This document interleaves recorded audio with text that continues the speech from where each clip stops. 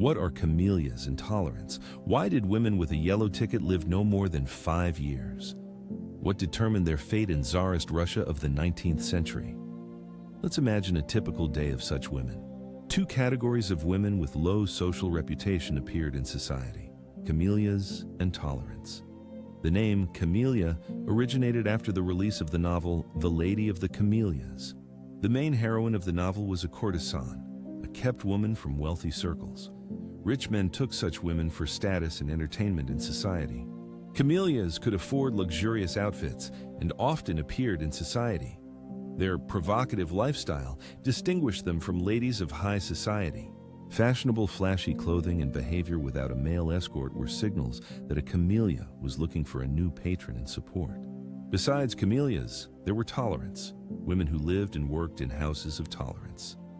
The name came from France, where public establishments were called houses of tolerance. Unlike camellias, tolerants were restricted in freedom, obeyed the madams of brothels, and were obliged to serve clients daily. Clients often believed they were paying not just for physical pleasure, but also for emotions and attention, which made the services special. Among clients, various rumors and stories circulated, sometimes amusing, sometimes tragic. For example, memoirs record a case when a man wished to meet with one of the women, which led to unexpected consequences, reflecting the complexity of the lives and fates of these women in Tsarist Russia. In the Russian Empire, prostitution was legalized by Emperor Nicholas I in the year 1844 under the pretext of combating syphilis. This decision led to the flourishing of prostitution, especially in large cities, where brothels became part of urban culture and were divided into several categories. Officially registered prostitutes received a yellow ticket, a special certificate that replaced a passport and required regular medical examinations. The yellow ticket was made from cheap paper that quickly yellowed and deteriorated, symbolizing the status of its holder. Prostitutes were divided into two categories: ticketed, registered, and living in brothels, and blank. Streetwalkers working independently under harsh conditions. Ticketed prostitutes were considered privileged, although they were subjected to humiliating inspections and restrictions, including a ban on using cosmetics. The ban on cosmetics was introduced so that women could not hide signs of syphilis, an epidemic that was a real scourge of those years. There was a powerful system supplying brothels with new girls, using various methods to lure provincial women into brothels. The most common method of luring was advertisements for work as a governess, maid, or buffet attendant, which concealed the true nature of the offers. The story was accompanied by family scandals and humiliations when men learned about the fate of their wives, driven into prostitution. Girls desperately in need of income came to the specified addresses where experienced madams, known at the time as lilies of the valley, were already waiting for them. Sometimes girls were simply kidnapped by professional criminals known as makovi, to then be sold to brothels for further exploitation. Once inside the brothel, the girls quickly became hostages of their situation. Many tried to leave at first, but the madams skillfully manipulated them. In the evening, the girls were brought out into the halls where clients skillfully seduced them with champagne, flattery, and attention, forcing them to work as prostitutes. Escaping this cycle was incredibly difficult. Those who resisted persuasion were often forced into prostitution by violence or threats. About half of all prostitutes in Russia at that time were peasant women who had come to the city in search of a better life. Only a very small percentage belonged to the upper classes. Most women were from the lower social strata.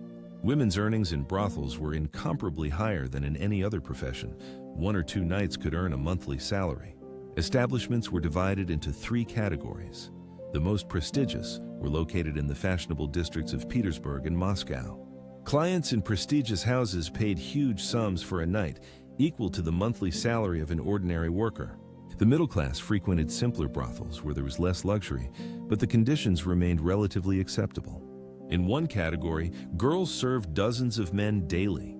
The conditions were unsanitary and the risks were deadly. Getting there meant rapid degradation and loss of health.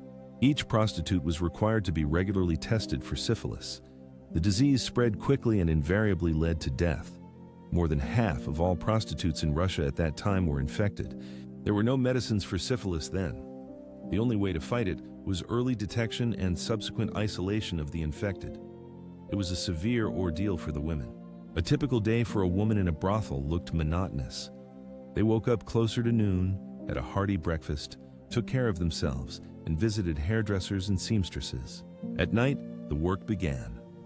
Earnings were high, but a significant part went to the madams of the brothels, leaving the girls constantly in debt and dependent. Despite the formally established right to leave the brothel at any time, in practice it was difficult to leave.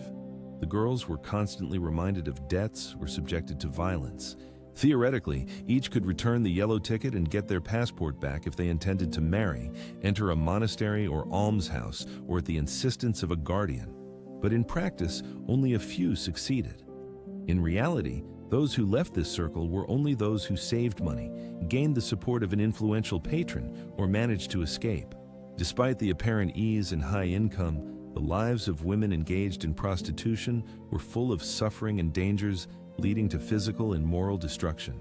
The careers of many women in this field were extremely short and painful, regardless of the status and luxury of the establishment where they started. On average, they lasted about 5 years. This was explained by harsh living conditions, fear of diseases, emotional exhaustion, and physical wear from nightlife and alcoholism, as well as the lack of proper rest. In high-class brothels, women participated in exhausting parties that completely drained them, depriving them of strength and health, which deteriorated with each passing day of work. Before the advent of antibiotics, any illness meant a slow and inevitable death for these women, half of whom were infected with dangerous diseases. Medical examinations conducted twice a week were humiliating and painful. At the slightest suspicion of illness, a woman was sent to a clinic. After treatment, if lucky enough to survive, a woman usually moved to lower category brothels or ended up on the street, losing hope for a normal life. Women were divided into types. Some could freely choose patrons, others lived under strict control in brothels. Street prostitutes working independently had no protection, earned pennies, and were subjected to constant violence and humiliation. The street was the final destination for women who had lost their beauty and health, those who had fallen from more prestigious establishments. Only a few girls could officially leave the brothels, while most found themselves trapped in a vicious cycle of debt, manipulation, and constant threats of physical and moral violence. The lives of such girls were short and full of suffering, and attempts to escape were accompanied by enormous difficulties, social condemnation, and a sense of hopelessness. Despite the harsh conditions, many viewed prostitution as a temporary way to earn money and return to a normal life. The madams actively lured newcomers by promising help and eventual return home, but these promises were almost never fulfilled. The system was designed so that girls remained dependent forever. Huge debts for clothing, cosmetics, food, and lodging constantly grew. Getting out of the debt pit became practically impossible, which was one of the main reasons why many started in luxurious establishments and fell into lower ones. The lower a woman fell on the social ladder of prostitution, the harsher her living conditions and exploitation became. In the slums of the Senaya district in St. Petersburg, establishments with cheap services and dangerous clients were often criminal, with unsanitary conditions, drunkenness, and violence. Life in such places sometimes lasted only a few months, and the demands and exploitation were the most brutal. Lower-tier establishments accepted clients around the clock, often giving women no rest, which worsened their suffering and exhaustion. Even without breaks, women suffered from constant sleep deprivation, chronic exhaustion, and infectious diseases, as confirmed by the official statistics of that time.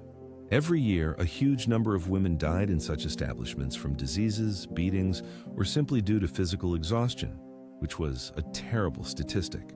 However, working in a cheap brothel was not the worst option. The bottom of prostitution was considered to be the UVM to which women were forced to turn. Women who lost all chances of employment, even in the poorest houses of tolerance, ended up on the streets where life became even harder. Those who lost their health, became alcoholics, or contracted severe venereal diseases, ended up on the streets. They were not accepted even in the cheapest houses of tolerance. These women sold themselves for pennies, becoming victims of brutal crimes and violence, looking terrible, dirty, emaciated, and sick. Their bodies quickly deteriorated under the influence of alcohol and diseases, and the fate of such street women was often tragic: beggars or complete degradation to the bottom of society. They collected scraps and begged for alms, living on the edge of survival. with no prospects and a terribly low average life expectancy. Many did not live even to 30 years old, despite the harsh living and working conditions, demonstrating the horrifying realities of that time. Formerly, girls could leave prostitution at any moment if they got married, entered a monastery, or obtained a guardian. But this right was rarely realized.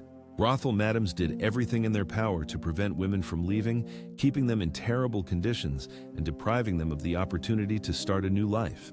The departure of girls from brothels was a serious problem, as each of them brought a stable income to the owners. Women were blackmailed and deprived of documents and personal belongings. There are known cases when mothers tried to take their daughters out of brothels, having legal rights. However, such attempts often ended with beatings, threats, and abuse from the owners. In reality, only those girls who successfully married regular clients or became kept women could leave the prostitution sphere. Few saved enough money to start their own business. Camellias were a special category, kept women of wealthy patrons with high status. Camellias could attend social events, theaters, ride in carriages, and wear expensive outfits. But their lives were full of fear and secrecy. Maintaining luxury and hiding lovers was difficult. Public exposures could lead to social ruin in an instant. Camellias constantly balanced between entertainment, alcohol, and emotional stress. Many of them ended up on the street or in cheap brothels after a few years. The prostitution system was not only a profitable business, but also a tool of social control by the state over women. The state used prostitution for management and suppression, maintaining strict order in society and limiting women's freedom. Such a system was created to maintain the stability of power and prevent social changes by using women as a tool of pressure. In Tsarist Russia, attempts were made to regulate and control the spread of venereal diseases, but the cost was devastating. The fates of tens of thousands of women were destroyed. Statistics showed catastrophic mortality and social degradation among prostitutes, yet the authorities showed no desire to change the situation. Ultimately, prostitution turned into a harsh industry where exploitation, violence, cruelty, and disease thrived. Women ended up in this world for various reasons, from deception and need to coercion, and escaping was almost impossible. The topic of prostitution was widely reflected in the literature and art of the time as an example of moral decline. No real solution to the problem was ever found. The lives of prostitutes remained tragic and hopeless. The system of yellow tickets and brothels only worsened the situation, leaving no chance for a normal existence or a happy ending.